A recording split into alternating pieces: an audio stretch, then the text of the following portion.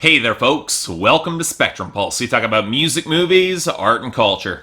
And today we are finally going to be talking about the newest album from High Valley called Dear Life. So it's been a while since I've talked about Canadian country music, which, yes, is a thing, and I'm still a little bit bewildered why so many people act so surprised when I mention that. Folks, we've got open plains and prairies in the Midwest. We have music festivals focused on country like Boots and Hearts, and we've got the Calgary Stampede. It might be a very regional thing up here, but we do have a big market for country music. And even with that, in downtown Toronto, we've got a bar that I can specifically go to sing country karaoke. It's on Wednesdays, it's awesome. But just like the rest of Canadian music, Canadian country is a little bit different. It's probably best to see it as a similar ecosystem to Texas country in comparison with Nashville. We might import a fair bit from the States, but there are some unique traditions and sounds that we have cultivated up here. For one, there's a lot more of a balance, as Canadian country didn't just embrace pop country or bro country outside of a few artists. We kept something of our own neo-traditional scene alive. The country rock scene flourishes about as much as the rest of rock in Canada. In other words, better than you would expect and better than the States. And, of course, we have our own indie country material. Hell, I reviewed Lucette back in 2014, and her last album was a prime example of that sort of folk touch sound that we also saw with the excellent Case Lang Bears project earlier this year, even though that is a lot more on the folk side. In comparison with more American folk, it's a little bit more atmospheric and spacious and rough edged, but that even rubs off on a lot of our other country artists, like say that Casualties of Cool project. Of course, there are some exceptions to that rule, and that takes us to High Valley, a duo of brothers from Blumenort, Alberta, and I've actually talked about them before when I discussed their breakout single Make You Mine in my roundup of the Canadian Hot 100 last year. Now, they've actually been active since the late 2000s on indie labels, but the success of that single, featuring Ricky Skaggs, and has been tacked onto the American release of this album, which I'll be covering for the benefit of you guys, was enough to land them on a major label on Atlantic, with the majority of the songs co-written by the duo themselves.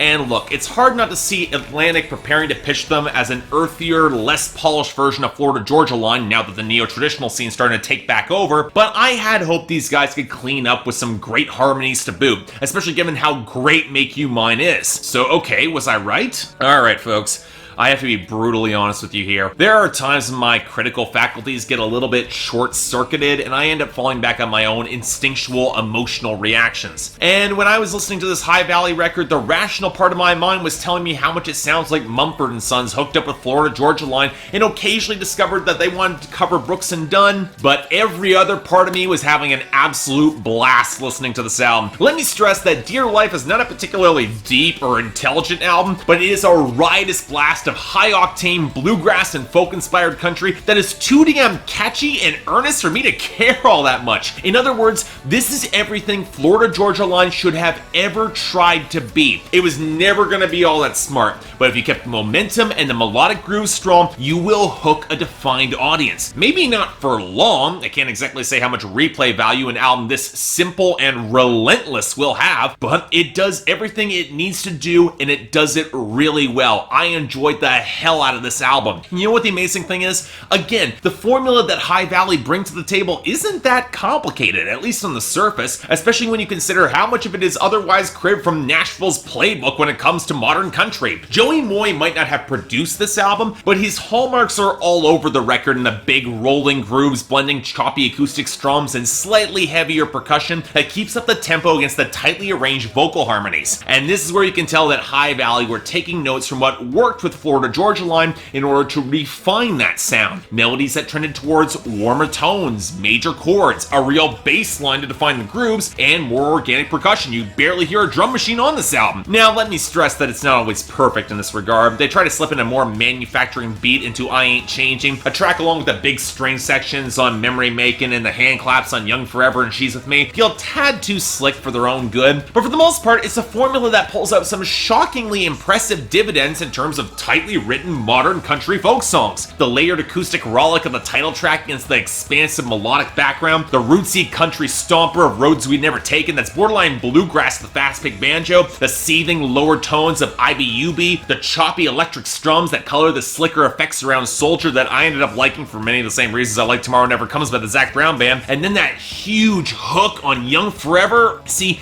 that's one of the welcome surprises about this album. How damn strong so many of the hooks are. For a record record that is all about momentum and tempo, and make no mistake, the fact that this album goes down as fast as it does is huge. The fact that High Valley still managed to assemble huge, catchy hooks and lyrical patterns that managed to stick in the brain, that's incredibly important, and shows a real focus on technical songwriting, especially when you consider how conventionally melodic this album is. Think about the title track, how the hook manages to pick up that careening feeling of life spinning out of control, and yet how it always manages to resolve that tension, to drag you on for the ride. It feels fun. Or how Roots We've Never Taken plays the traditional country melodies that call back even to Johnny Cash, or that faster lyrical cadence on the verses of Young Forever that never lets the momentum falter going into the huge hook. Even songs that use more minor chords like IBUB and Soldier know how to tilt into darker verses into the hooks that can resolve some of that tension, mostly thanks to some expertly arranged vocal harmonies. And look, I shouldn't even have to tell you why Make You Mine is awesome. It was a damn great song when it was first released way back in 2014. It still is here. Love that track. And I really can't undersell how much of an asset that Brad and Curtis Rempel don't just have chemistry, but distinctive vocal tones that are nearly given equal time on the microphones. And they're selling these songs with some complete bald-faced sincerity. Now, all that earnest belting and high tempos does mean this album can be a little bit of an exhausting listen. Even if I do feel the slower moments are the weakest moments on this album, this record does leave you feeling a little bit breathless at the end, but still, it's a great momentum, it goes down easy, and it's pretty short. It doesn't wear out its welcome. Of course,